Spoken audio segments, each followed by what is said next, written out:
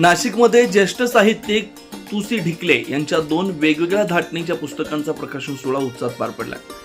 राहिले ते तीर्थ या आत्मबंधात्म ललित लेखसंग्रहासह भाजके फुटाणे आणि खारे शेंगदाणे या विडंबन गीतसंग्रहाचं प्रकाशन शहरातील मूळ औरंगाबादकर सभागृहात करण्यात आलं। या कार्यक्रमात ज्येष्ठ साहित्यिक तथा माजी आमदार नानासाहेब बोरस्ते यांनी आपल्या भाषणातून ढिकले यांच्या लेखनाची प्रशंसा करत त्यांच्या चिंतनशीलतेचा आणि प्रतिभेचा विशेष उल्लेख केला। शेती, माती, नाती आणि आधुनिक पुरोगामी विचार यांचा सुंदर मिलाप त्यांच्या लेखनातून दिसून येतो असं त्यांनी नमूद केलं।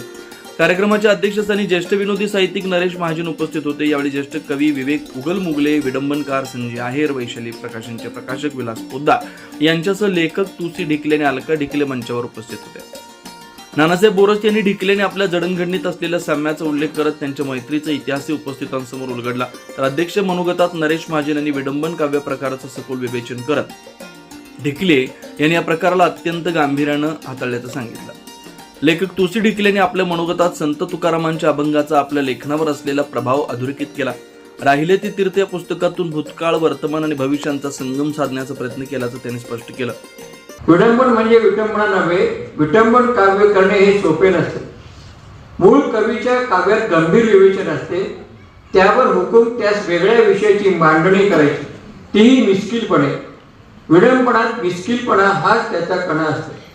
मिश्किल शैली हसवत वाचकांचे मनोरंजन करावे लागते। हे मनोरंजन केवळ टाइमपास करणारे नसते, चेष्टा मस्करी करणारे नसते, टवाळकी करणारे नसते। आणि मला वाटतं हे विडंबनाचे जे महत्त्वाची जी गोष्ट आहे ती ढिकले यांनी फार गांभीर्याने सांभाळलेली आहे। उगीच टपली मारायची म्हणून त्यांनी या काही रचना केलेल्या नाही। प्रकाशन झालेलं आहे। राहिले ते तीर्थ हे माझं आत्मबंधात्मक ललित लेखांचा संग्रह आहे। त्याच्यामध्ये माझ्या लहानपणचं आयुष्य आहे, इतरही वेगवेगळ्या गोष्टी आहेत, चिंतन पण काही लेख आहेत। आणि दुसरं पुस्तक भाजके फुटाणे आणि खारे शेंगदाणे हे विडंबन गीतांचा संग्रह आहे।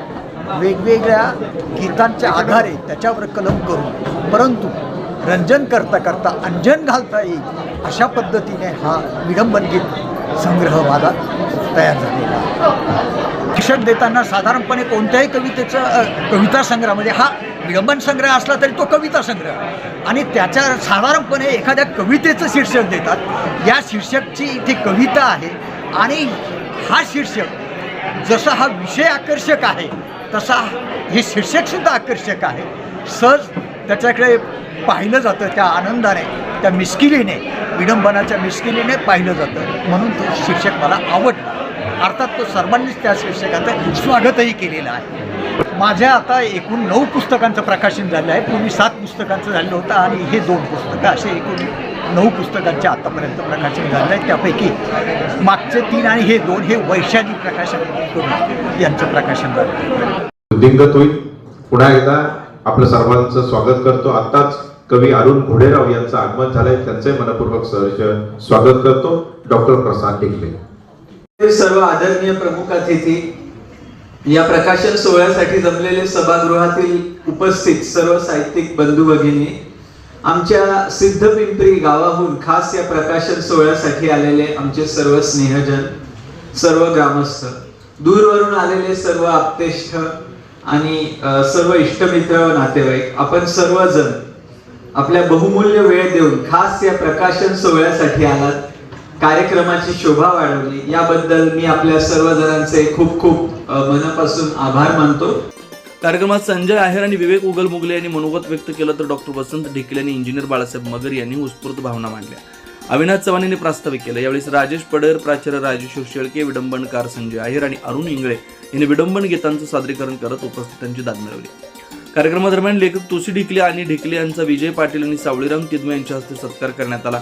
तसेच रसिक श्रोत्यांमधून नाशिक कवीचे अध्यक्ष बाळासाहेब मगर आणि ज्येष्ठ साहित्यिका अलका दराडे यांचाही सत्कार करण्यात आला। या कार्यक्रमाचं सूत्रसंचालन रवींद्र मालुंजकर यांनी केलं, तर डॉक्टर प्रसाद ढिकले यांनी आभार मानले।